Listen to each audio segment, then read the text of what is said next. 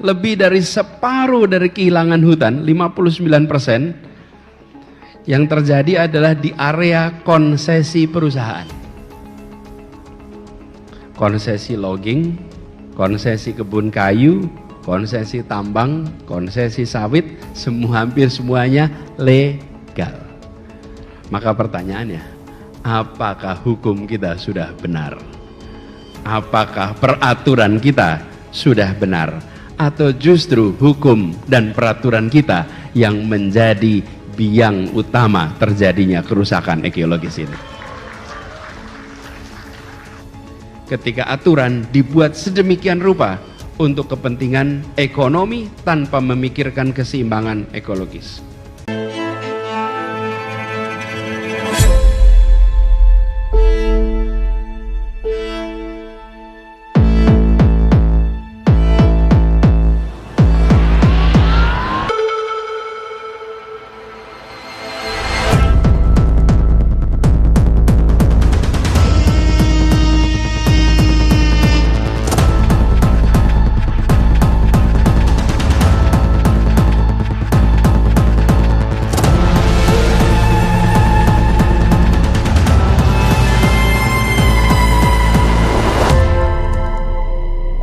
A man considered in the running to become Indonesia's next president is former governor of Jakarta, Anies Baswedan, and it's a delight to welcome him into the studio. Thank you very much for coming in. Thank you for inviting, Beverly. Lovely to meet you.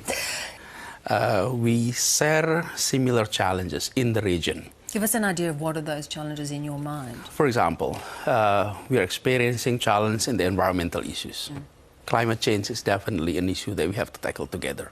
And then about growth and prosperity in the region, and then also balance in terms of stability in the region. So many of that, and it's always good to hear a perspective of our neighbors. And I truly appreciate Australia's stance on many issues that Indonesia is facing.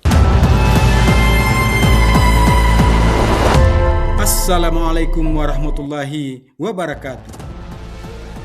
Gerakan Rakyat yang sebelumnya dikenal sebagai gerakan sosial resmi bertransformasi menjadi partai politik. Sebuah keputusan besar, sebuah momen penting, dan satu nama langsung menjadi pusat perhatian nasional, Anies Baswedan. Bukan karena ia mendeklarasikan diri sebagai calon presiden, bukan karena baliho atau manuver elektoral, tapi karena isi pidato perdananya, pidato yang tidak sibuk bicara kursi kekuasaan, pidato yang justru bicara tentang krisis ekologis, krisis kemanusiaan, dan krisis arah pembangunan. Pidato ini tidak berdiri di ruang hampa. 2 bulan sebelumnya, Indonesia baru saja melewati tragedi besar. Akhir November hingga awal Desember 2025, banjir besar melanda Aceh, Sumatera Utara terendam, Sumatera Barat berduka, ribuan rumah hancur, ratusan ribu warga mengungsi, korban jiwa berjatuhan. Dan dalam pidatonya, Pak Anies menolak menyebut ini sekedar bencana alam.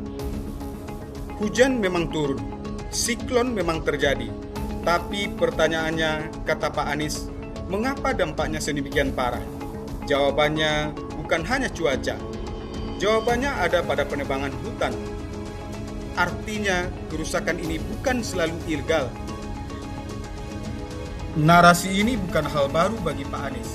Saat memimpin DKI Jakarta, ia menerjemahkan gagasan keadilan ke dalam kebijakan nyata, transportasi publik murah dan terintegrasi, MRT, LRT, dan Jaklingko, bukan sekedar proyek, tapi mobilitas warga kecil meningkat, perluasan rute Transjakarta hingga wilayah pinggiran, sehingga terjadi penurunan penggunaan kendaraan pribadi.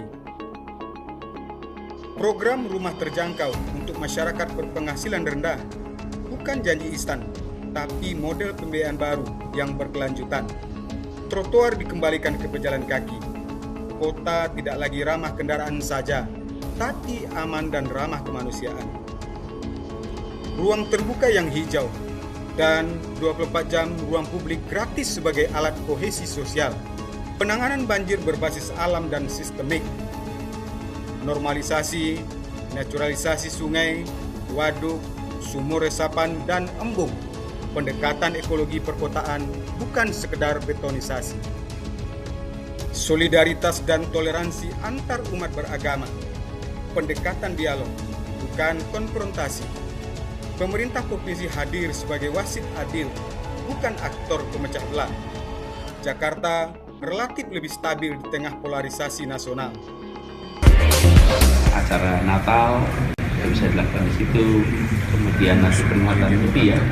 Jadi masing-masing agama memiliki kesempatan yang sama untuk bisa menggunakan fasilitas itu. Pak, untuk sebelumnya yang mengatur itu apa sudah ditawar kegiatan? Nanti kalau programnya diumumkan diundangkan oleh.